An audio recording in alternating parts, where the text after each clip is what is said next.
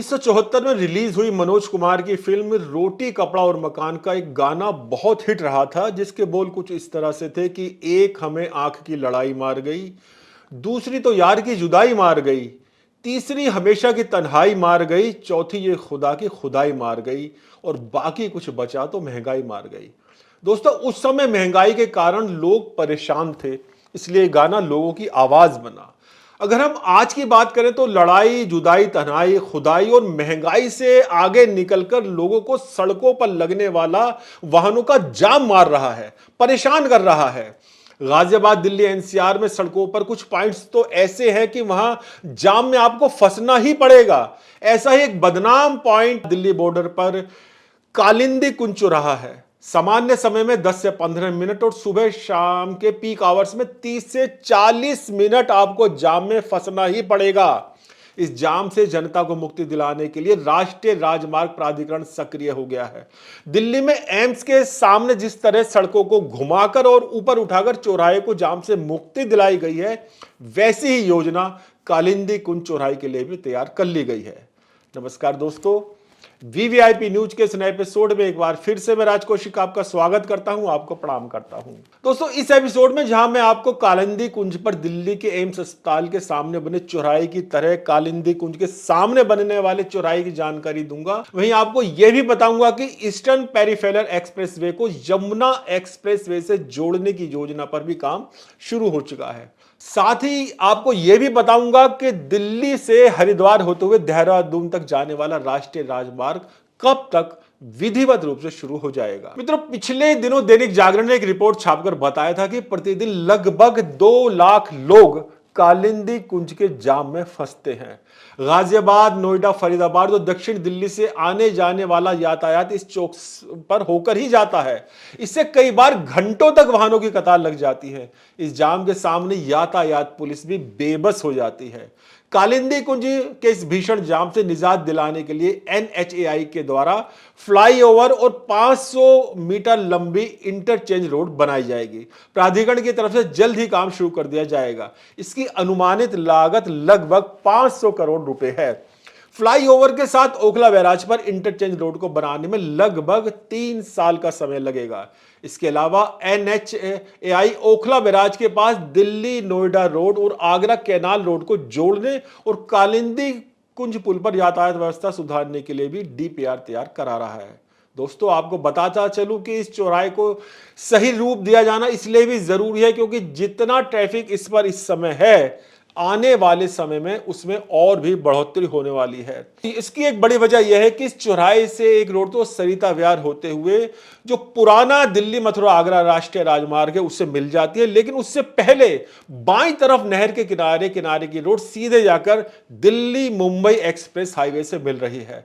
विधिवत रूप से इस हाईवे के शुरू होते ही इस रोड पर यातायात कई गुना बढ़ जाएगा, जो इसी चौराहे से होकर निकलेगा। उस भावी स्थिति को समझते हुए 500 करोड़ रुपए की योजना कालिंदी कुंज चौराहे के लिए तैयार कर ली गई है। कालिंदी कुंज चौराहे के बाद मित्रों, अब बात करते हैं ईस्टर्न पेरिफेरल एक्सप्रेसवे और यमुना एक्सप्रेसवे को जोड़ने की योजना की।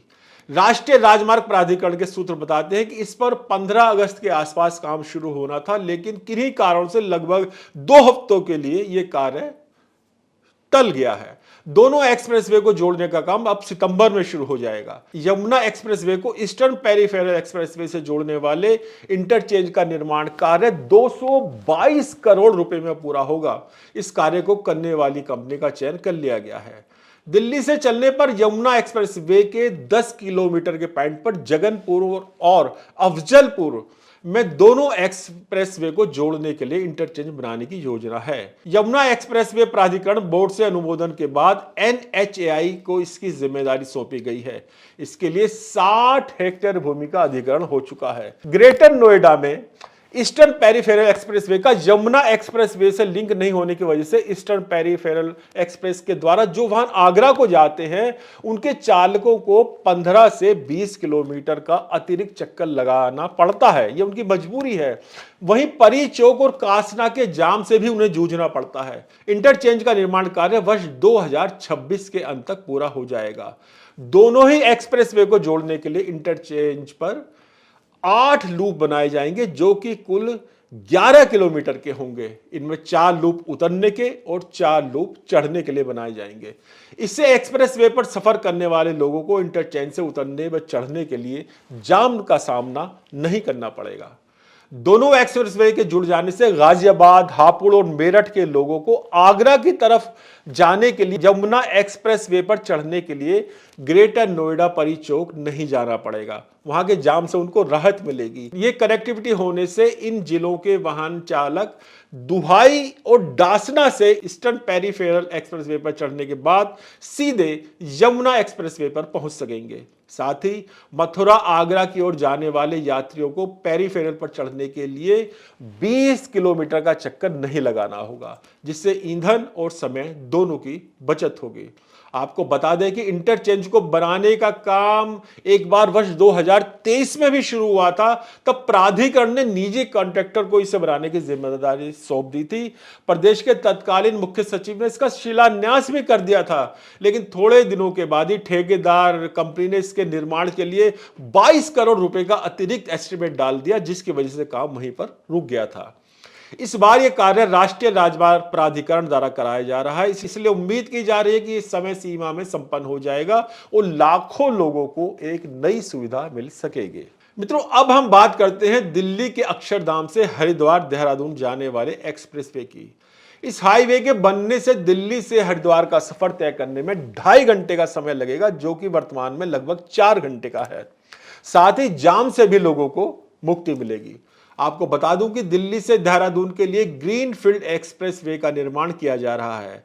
इस पर इन दिनों जहां मोहंड के आसपास तेजी से काम चल रहा है, वहीं इसी हाईवे से शामली के हलगोया गांव से 50 किलोमीटर लंबा एक्सप्रेसवे हरिद्वार के लिए भी बनाया जा रहा है।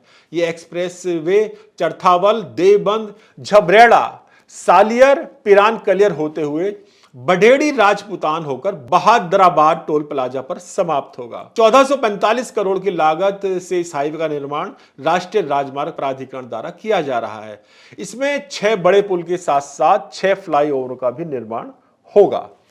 पहले मार्च 2025 तक इसका निर्माण कार्य पूरा होना था, लेकिन अब यह निर्माण कार्य दिसंबर 2025 यानी इस साल के आखिर तक होने की उम्मीद है। दिल्ली से हरिद्वार जा रहे इस एक्सप्रेसवे पर बहुत ही कम स्थानों पर प्रवेश और निकास की व्यवस्था की गई है। देवबंद गागलहेड़ी मार्ग के अलावा रुड़की के पास सालियर, पिरान कलियर और बढेड़ी राजपुतान में प्रवेश और निकासी की व्यवस्था की गई है। एंट्री और एग्जिट पॉइंट पर ही टोल वसूल किया जाएगा। तो मित्रों, हम उम्मीद कर सकते हैं कि आने वाले समय में जाम से मुक्ति और लंबे और उबाऊ सफर से निजात पाने की हमारी आशा पूरी हो सकेगी। आज के एपिसोड में बस इतना ही। यह एपिसोड आपको कैसा लगा कमेंट बॉक्स में जरूर लिखिए और सब्सक्राइब करना बिल्कुल ना भूलिएगा। VVIP न्यूज, नमस्कार।